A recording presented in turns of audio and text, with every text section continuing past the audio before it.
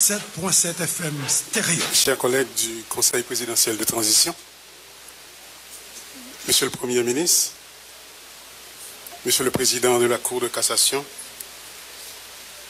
Mesdames, Messieurs les membres du gouvernement, Mesdames, Messieurs les représentants des grands corps de l'État, Mesdames, Messieurs les membres du corps diplomatique, Monsieur le Directeur général de la PNH, Monsieur le Commandant en chef des Forces armées d'Haïti, Mesdames, Messieurs les représentants du secteur privé des affaires, Mesdames, Messieurs les représentants de la société civile, Mesdames, Messieurs, en vos rangs, titres et qualités.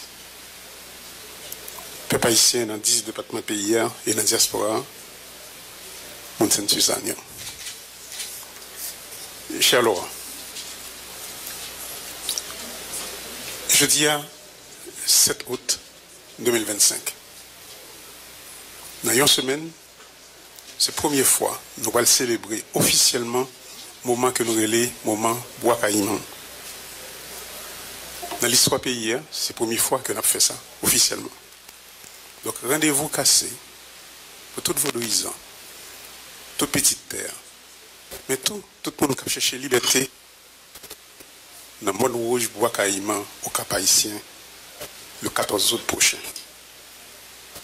C'est très content, nous-mêmes, dans le conseil présidentiel, là, nous avons consacré 14 août là comme une fête officielle dans l'ANAC pays d'Haïti. Ça fait 234 l'année. Et pour ça, nous disons bravo à ministère de la Culture. Et bravo au directeur général là qui parle là, Jean-Gary Denis. Justement, hier soir, à l'occasion du lancement des festivités pour la célébration du moment Bois Caïman, j'ai tenu ces propos à l'assistance pour leur dire que un peuple, une nation, ce ne sont pas seulement l'environnement physique et autre chose. C'est aussi et surtout l'imaginaire collectif. Mais cet imaginaire collectif se nourrit de quoi? Cet imaginaire collectif se nourrit des prouesses, se nourrit des victoires, se nourrit des faiblesses, se nourrit des joies, mais se nourrit aussi de noms. Cet imaginaire collectif se nourrit de noms comme Macandal, Boukman, Cécile Fatima, tout le monde ça voilà, qui était fait que nous arrivions là en 1791 et ensuite en 1803. Donc notre devoir comme héritier de ces grands moments, c'est de les entretenir, les sauvegarder et les chérir. C'est de cette manière qu'on nourrit l'imaginaire collectif d'une nation. C'est de cette manière qu'on nourrit l'âme d'un peuple. Lorsqu'on ne le fait pas, la nation s'effondre. Et c'est dans ce devoir de reconstruction de l'âme de ce pays que nous nous sommes engagés. Conséquemment, chers amis, le 17 avril 2025, ça ramène les 200 ans depuis que le baron de Mako, envoyé par Charles X, a imposé l'indemnité pour l'indépendance de notre pays. Ce que l'on appelle couramment la double dette. J'introduisais justement les différents articles du livre Les chaînes de la dette en 2025. Parmi ces articles se trouvait celui du professeur Gousti Gaillard. Je ne savais pas encore que j'aurais la chance de choisir avec mes collègues du Conseil présidentiel Madame Gaillard comme présidente de la commission binationale franco-haïtienne pour initier une nouvelle conversation avec la France et Haïti sur ce méfait historique. Et nous l'avons fait. Nous l'avons fait avec empressement. Parce que pour nous, justement, il y a plusieurs conversations qui doivent se tenir par rapport à ce que nous avons vécu dans l'histoire de ce pays et ce que nous continuons de vivre pour mieux léguer aux autres ceux qui viennent après nous, ceux que nous avons construits en termes de l'imaginaire collectif de ce pays. Toutefois, la reconstitution de la mémoire ne peut pas se faire dans cet environnement de destruction persistante des lieux de mémoire. Nous devons dresser de manière adéquate cette dégradation de la vie au quotidien et ce déferlement de haine sociale. Dans la délibération que nous gagnons avec autorité ici, aussi bien avec autorité au niveau international, il y a un éclaircissement que nous-mêmes, nous toujours les mettons pour tout le monde comprendre ce qui s'est passé en Haïti. C'est qualité ou bien nature violence que nous vivons qu'on y a là en un pays. Et justement, la discussion que nous avons à l'étranger, que ce soit au niveau de la CARICOM ou avec d'autres instances internationales, il y a toujours eu cette méprise par rapport à la nature de cette violence que nous sommes en train de subir en Haïti. Et c'est pourquoi d'ailleurs, comme il y a eu une mauvaise appréciation de ce qui se vit en Haïti, c'est pourquoi il y a eu cette compréhension, et bien sûr qui s'est traduite en des appuis inadéquats pour faire face aux défis. Et là, comme nous dit, que ce soit avec la Colombie, avec la Jamaïque, avec la République dominicaine, avec les États-Unis, justement, discussion qu'on a fait, c'est pour tout le monde bien comprendre le niveau de violence que nous vivons là dans le pays d'Haïti. Violence qui chita sous plusieurs piliers, comme nous dit plusieurs fois. Trafic de drogue, trafic d'armes, trafic moun, des fois, et trafic tout, bien sûr, en pile blanchiment d'argent. Et là, c'est pas vrai. Avec niveau force que nous gagnons là, en termes de force de l'ordre, on peut faire face à ce défi avec 10 000 hommes troupes au niveau de la police, 1200 hommes troupes au niveau de l'armée d'Haïti, et bien sûr avec une formation déficiente. Et c'est pourquoi nous nous sommes engagés avec des pays comme le Brésil, avec des pays comme le Mexique, avec des pays, nous sommes en discussion avec le Chili, avec le Panama, pour pouvoir consolider nos forces. Bien sûr, nous avons eu des formations avec le Canada pour la manipulation de drones par nos policiers et un appui continu avec les États-Unis pour les forces que l'on appelle les unités spécialisées au sein de la police nationale. Donc, même là, nous mettons sous pied un budget de guerre pour bailler la police plus moyen. Pour le cas, faire face carré avec question de gang que nous gagnons, que ce soit dans Kinskoff, dans Biomalé, dans Kafoufeuille et la Trier. Pour bailler la police là plus moyen, pour Kagoumé contre trafic de drogue là, nous obligés de chercher expertise de l'autre côté, pour nous faire face carré à une nouvelle configuration de danger que nous avons subi qu'on y a là en Haïti. Bien sûr, le travail n'est pas facile, parce que la criminalité transnationale a pénétré toutes les sphères de fonctionnement de ce pays.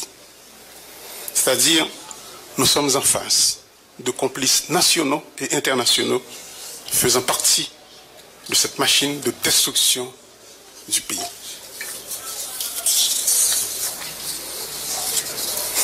Comme je l'ai dit auparavant, bien sûr, nous avons eu recours au support, à l'accompagnement d'autres pays. Le Canada a formé plus d'une dizaine de nos policiers dans la manipulation de drones. Le Brésil, 400 policiers partiront en formation au Brésil. Et une cohorte de 30 devrait partir aujourd'hui. Comme je suis là avec vous, je ne sais pas exactement comment cela se passe au niveau de l'aéroport. Pour le Mexique, 70 policiers viennent de partir pour une formation accélérée. C'est dans GFO, ça y est, qui fait que nous arrivons saisir plus gros cargaison de drogue dans la tortue à sous frontière que nous n'avons pas fait depuis longtemps. Il faut que le travail ça continue. Discussion avancée avec le pays Brésil pour que nous achetions des armes avec munitions. Même gens, nous sommes en discussion avec Panama pour formation garde-côte. Dans la restructuration force l'autre, nous fait la meilleure capable de penser lui-même. sans lui pas passer nécessairement pour une série de petits besoins par ministère de défense là. Nous mettons campé Agence nationale sécurité à Conseil national sécurité et défense. Toutes deux institutions ça toujours dans le passage, malgré les décisions qu'il prend dans le Conseil ministre pour nous mettre au campé.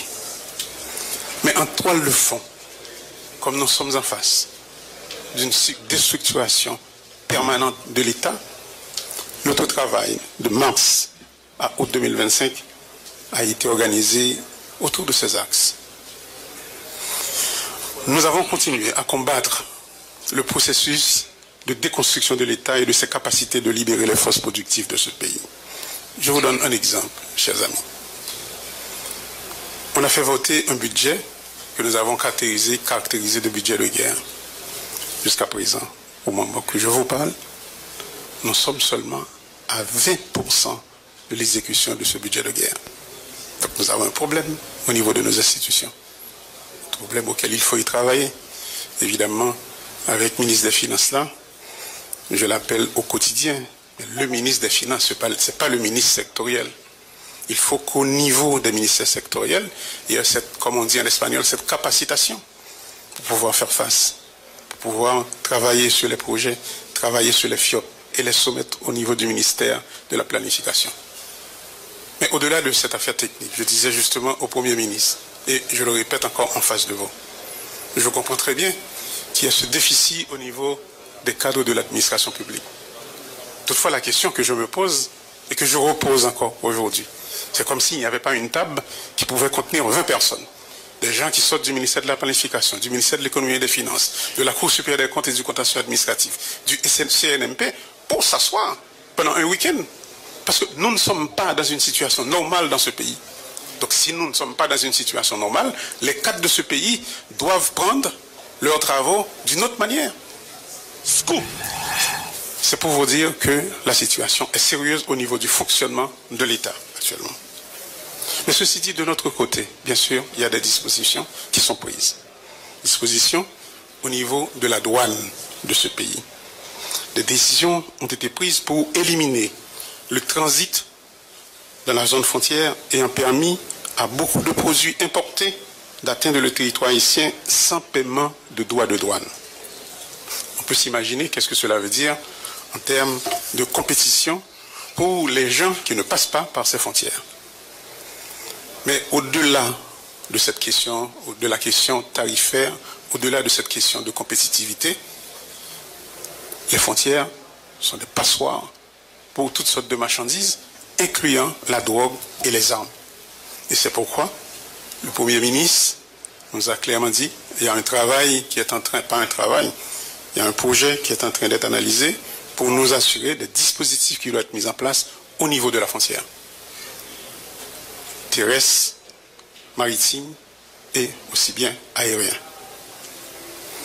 Donc toutefois, les dispositions annoncées dans le budget de guerre pour une meilleure présence dans la zone frontalière n'ont pas encore vu le jour en raison des difficultés ou l'odeur administrative évoquée à plusieurs reprises. Mais de l'autre côté, par rapport au déficit de fonctionnement de l'administration, il y a plusieurs actions qui ont été entreprises. Et la première, c'est l'établissement d'une plateforme d'échange d'informations entre le ministère de l'Économie et des Finances, l'AGD et la DGI. Pour nous, l'aspect, si vous voulez, le plus important, c'est par rapport aux fuites qui s'organisent entre la DGI et la douane. C'est-à-dire la non-conformité des données entre la DGI et la douane, particulièrement pour ceux qui sont obligés de recourir au service de ces institutions. Je vous donne un exemple. Et c'est là, lorsqu'on parle de renforcement des institutions de l'État, les dispositions que nous sommes en train de prendre sont extrêmement importantes. Il y a un monde déclaré X marchandises la douane, au niveau de la Direction générale des impôts, il déclarait un volume différent. Un État ne peut pas continuer à fonctionner de cette manière. Et c'est pourquoi, pendant ces 5 mois, nous nous sommes attelés pour nous assurer qu'il y ait cette correspondance entre les données de la DGI et les données de la douane. Donc le ministère de l'économie et des finances, la Banque centrale sont en train de travailler là-dessus, bien sûr, avec les institutions correspondantes, je parle de l'AGD en particulier. De plus, par rapport à cette question de renforcement des institutions de ce pays, nous sommes en train de travailler sur ce que l'on appelle la centrale des bilans. Encore, le ministère de l'économie et des finances est en plein dans ce travail. Pour qui ça important? Pour la population comprendre centrale des bilans, c'est parce que une économie pas faut-il fonctionner si les gens qui prennent décision pas gagner des informations fiables sur ça entreprise a fait en d'un pays. Donc centrale des bilans, ça veut dire toute institution qui en d'un pays supposée déposer des états financiers dans centrale ça. Donc toute transaction qui peut le faire avec des institutions de l'État ou des institutions privées, pour reconnaître transaction ça, il faut que son état financier qui sortit dans la centrale de bilan ça. Et bien sûr, lorsqu'on parle de ces changements extrêmement importants, en pile bouche marée. Mais, chers amis, ne vous en faites pas. C'est pour le bien du pays. C'est pour la continuité, pour la survivance de l'État. Il y a des réformes qui sont nécessaires et ces réformes doivent être entreprises. Et nous sommes là, à Centrale des bilans. Autre chose, de manière continue, chaque année, lorsque Transparency International fait des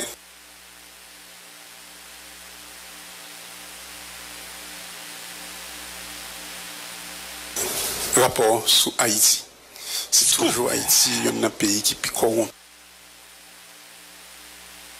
etc. Nous avons côté que je viens de donner ça sur tout sorti, sous enquête que vous faites auprès de la population. C'est la population qui a dit mais perception que y a du fonctionnement de l'État.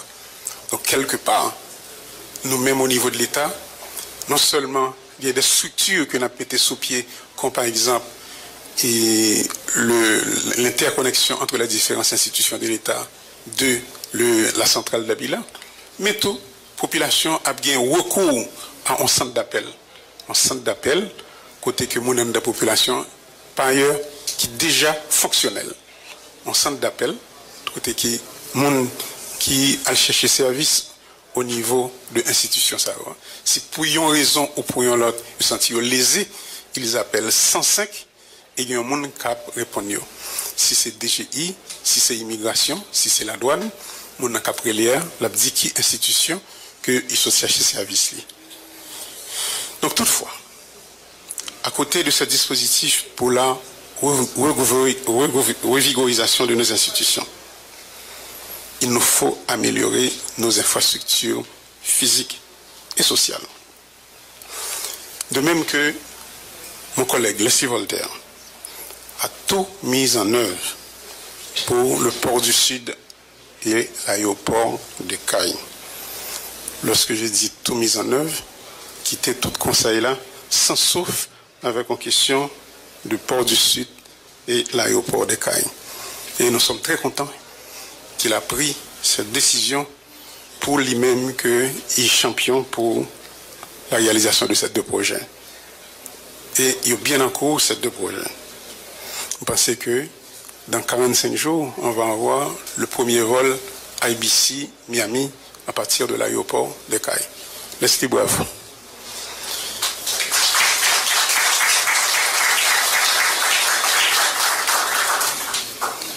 Justement par rapport à l'amélioration des infrastructures, de notre côté, nous avons signé un mémorandum avec une entreprise d'Haïtiens et d'étrangers, particulièrement haïtiens et américains, qui ont des expertises pointues dans la gestion des aéroports pour la première phase de rénovation de l'aéroport du Cap Haïtien.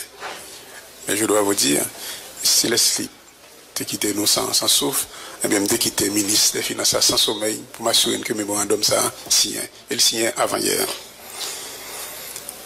Là, de même, pour la pose de la première pierre pour le port de Chinouette dans le nord-est est reportée pour le mois de septembre. Mais c'est seulement pour des problèmes de température, etc. Et autrement, ça a été fait.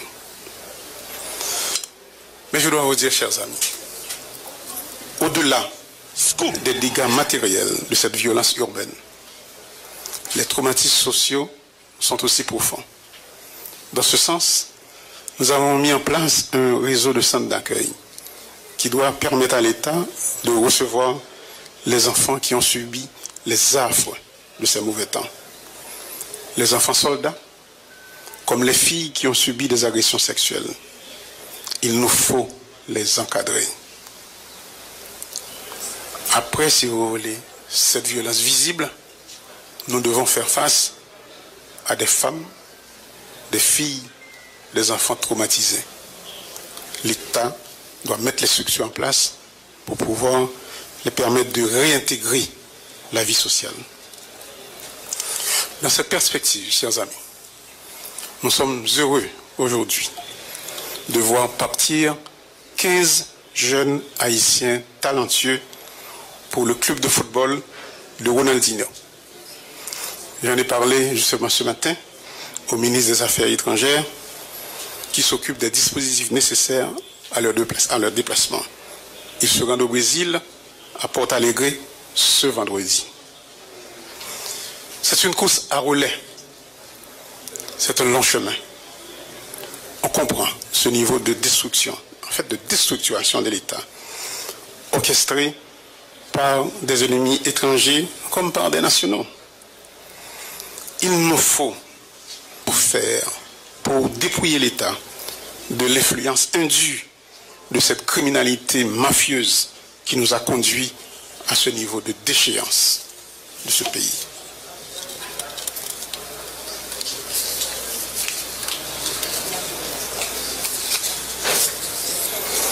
Aujourd'hui, le moment est venu pour moi de passer le flambeau à mon collègue Laurent Saint-Cyr, qui aura assuré la présidence du Conseil présidentiel de transition durant les 6 prochains mois.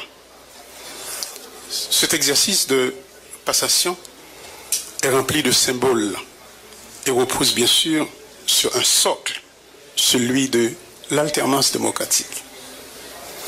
Nous, de notre côté, nous avons tout mis en place pour qu'on puisse arriver à des élections.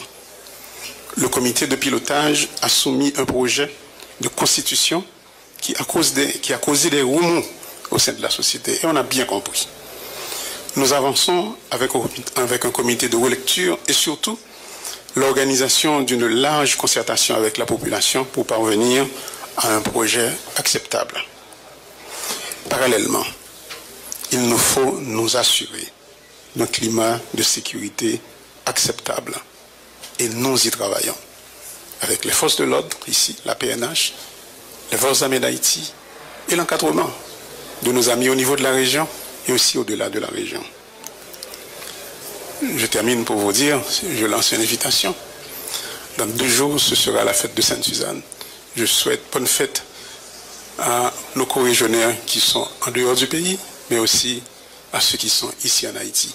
Vous êtes tous invités à Sainte-Suzanne. Merci beaucoup.